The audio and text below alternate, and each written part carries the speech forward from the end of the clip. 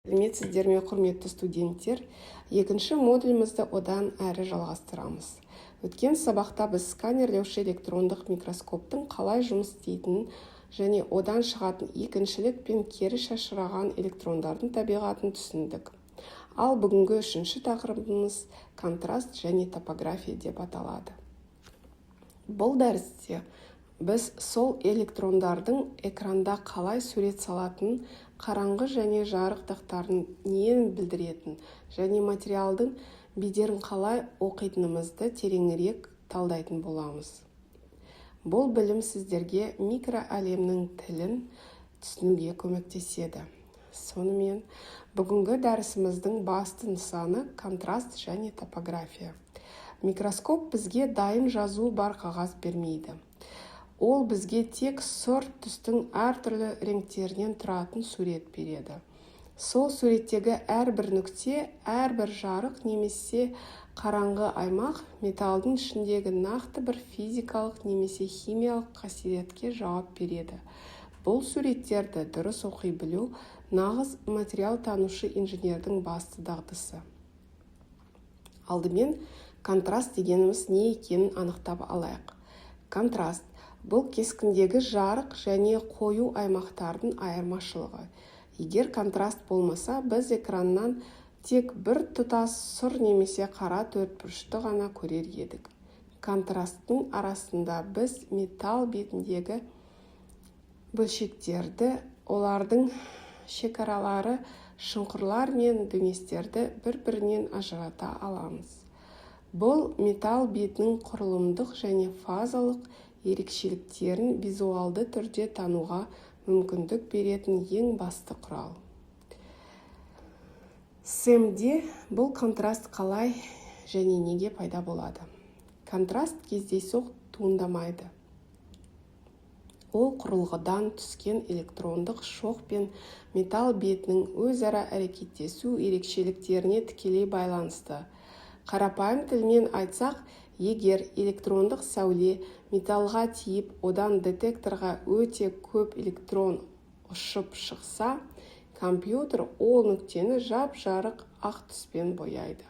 Ал егер сәуле шұңқырға түсіп кетіп, детекторға электрондар аз жетсе, ол нүкте қараңғы болып көрінеді. Осылайша миллиондаған нүктелерден бір тұтас контрастты сурет жиналады.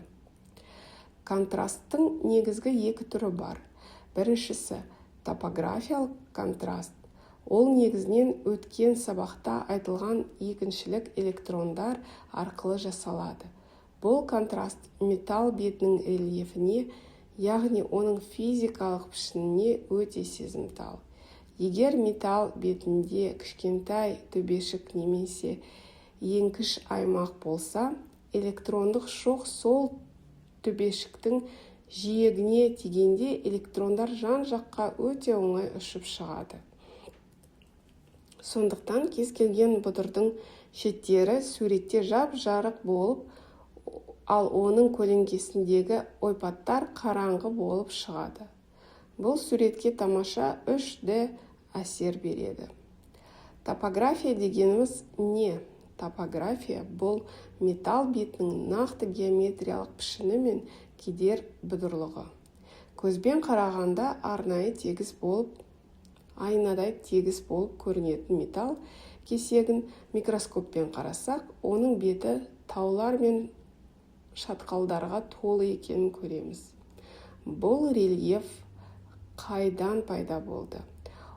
Ол металлды кескенде, жоңып өңдегенде немесе оған механикалық күш түсіп деформациялағанда қалыптасады.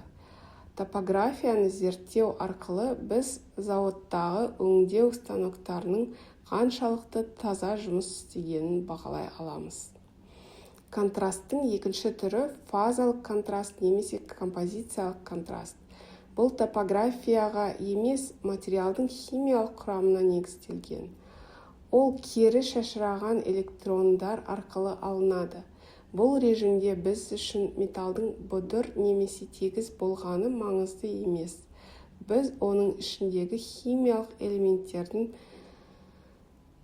бар екен көре аламыз.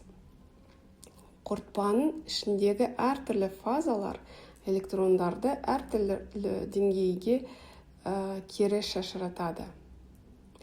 Бұл құбылыс атомдық нөмір контрасты деп те аталады. Физикалық заңдылық өте қарапайым. Периодтық кестедегі элементтің атомдық нөмірі неғұрлым үлкен болса, ол электронды соғұрлым көп кері итереді. Сондықтан BSE кескінінде ауыр элементтерден тұратын фазалар, мысалы мыс немесе қорғасын, жап-жарық ақ түспен, ал жеңіл элементтерден тұратын фазалар, мысалы алюминий немесе көміртегі, қою сұр түспен немесе қара түспен көрінеді. Бұл зерттеушіге химиялық талдау жасамай-ақ материал ішіндегі әртүрлі фазалардың қалай орналасқанын бірден көруге мүмкіндік береді. Контраст арқылы біз тағы нені көреміз? Әрине ақауларды. Топографиялық контрасттың көмегімен металл бетіндегі микрожарықшақтар, кеуектер және түрлі сызықтар өте анық көрінеді. Жарықшақ бұл терең ойпат. Электрондық сәуле оның ішіне кіргенмен, одан шыққан екіншілік электрондар сыртқа шыға алмай жарықшақтың қабырғаларына жұтылып қалады. Нәтижесінде жарықшақ суретте қап-қара терең сызық болып көрінеді. Бұл металдың бұзылу себебін зерттеуде өте маңызды. Енді сәл басқаша әдіске атомдық күштік микроскопияға ауысайық. Егер Сэм бізге топографияны көлеңке мен жарық арқылы визуалды түрде көрсетсе, АФМ әдісі беттің нақты өлшемінде математикалық картасын жасап береді.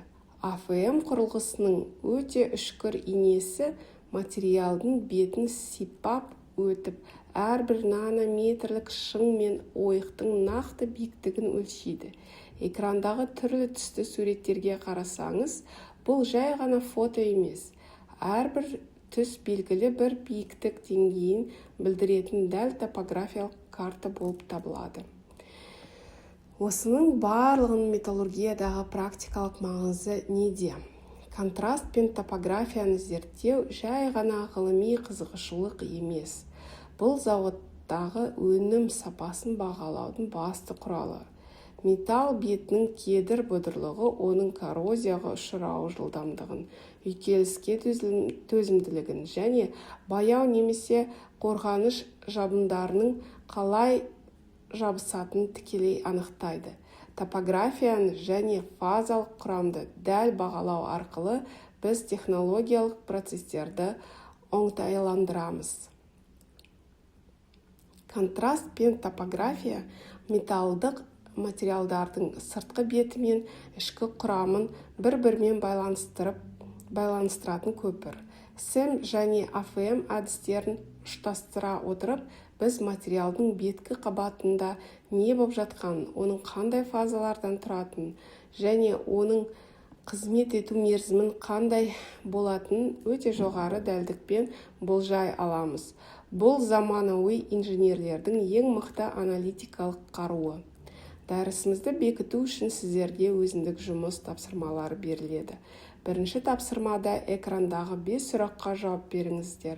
Бұл жерде сіздер контраст пен топографияның не екенін, екінші және кері шашыраған электрондардың қандай ақпарат беретінін, сондай-ақ АФМ әдісінің ерекшелігін түсіндірулеріңіз қажет.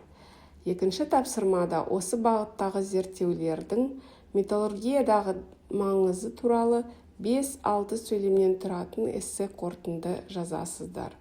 Осымен біздің модульдің 3-ші тақырыбы өз мәресіне жетті. Сабаққа белсенді қатысып зейін қойып тыңдағандарыңыз үшін үлкен алғыс білдіремін. Келесі дәрісте кездескенше сау саламатта болыңыздар.